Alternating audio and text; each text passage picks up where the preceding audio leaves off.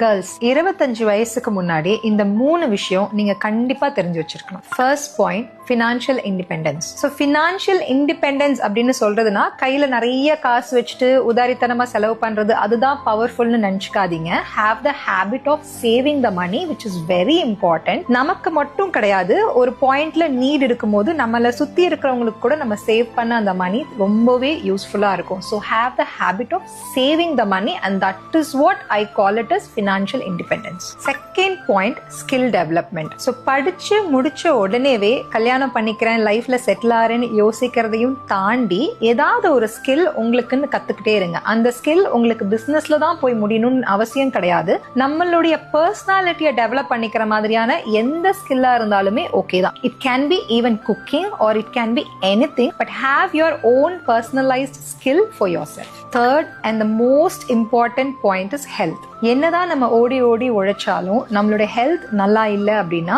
எல்லாமே வேஸ்ட் ஆயிடும். உங்களுடைய ஹெல்த், உங்களுடைய மனசு, இது ரெண்டுத்தையுமே நல்லா பார்த்துக்கோங்க.